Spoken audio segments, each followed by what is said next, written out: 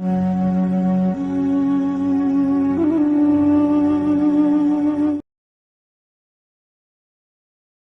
Function की definition लिखी हुई है। यहाँ पैरामीटर ए के बाद हमने फॉरवर्ड स्लैश लगा के रखा है, तो ये एक सेपरेटर होता है। ये इंडिकेट करता है कि इसके पहले के जो पैरामीटर हैं वो पोजिशनल ओनली है। इस फॉरवर्ड स्लैश के बाद आप कीवर्ड वाला भी यूज कर सकते हैं जो सिर्फ कीवर्ड हो, या फिर ऐसा भी यूज कर सकते हैं जो पोजिशनल और कीवर्ड दोनों हो। तो इसके बाद में जो बी आर्गुमेंट है ये पोजिशनल और कीवर्ड है, यानी पोजिशनल की तरह भी यूज कर सकते हैं और कीवर्ड की तरह भी यूज कर सकते हैं। और ये जो एस्ट्रिक्स है ये कीवर्ड पैरामीटर के पहले लिखा जाता है। तो सी के पहले लिखा हुआ है तो सी क्या हो जाएगा, कीवर्ड ओनली पैरामीटर। तो अब आप इन सिंबल्स का यूज अच्छे से समझ पा रहे होंगे कि किस जगह पर ये सिंबल्स हैं, तो कौन से पैरामीटर्स उनके आसपास के कहलाएंगे।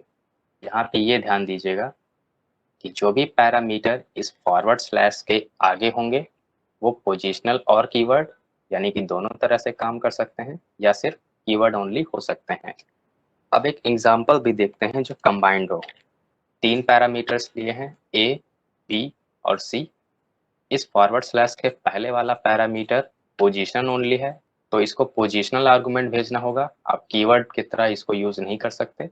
फिर फॉरवर्ड स्लैश के बाद में बी लिखा है तो इसको पोजीशनल और कीवर्ड दोनों तरह से यूज कर सकते हैं।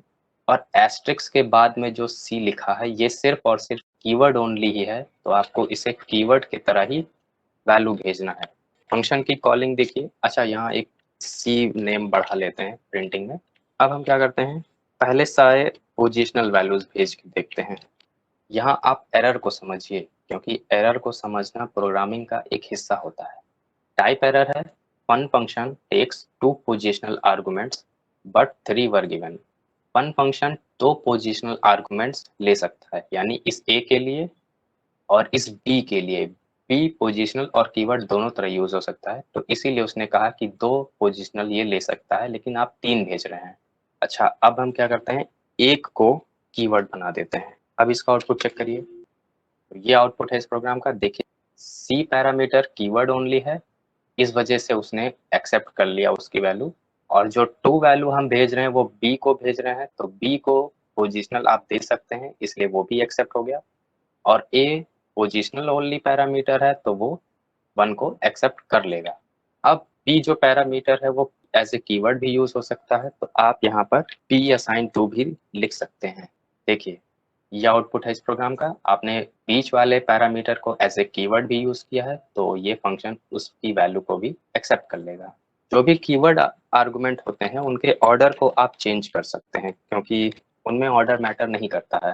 देखिए, आपने बी को 3 वैल्यू भेजा तो बीच में 3 प्रिंट हो रहा है, और सी को 2 वैल्यू भेजा तो सी की वैल्यू 2 प्रिंट हो रहा है।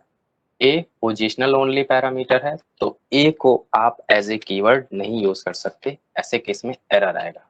देखिए, ये आउटपुट है इस प्रोग्राम का। Fun function got some positional only arguments passed as keyword argument. यहाँ ये बता रहा है कि पोजिशनल ओनली आर्गुमेंट्स को कीवर्ड की तरह यूज किया जा रहा है, और वो आर्गुमेंट है ए। तो पोजिशनल ओनली को आप कीवर्ड के रूप में यूज नहीं कर सकते।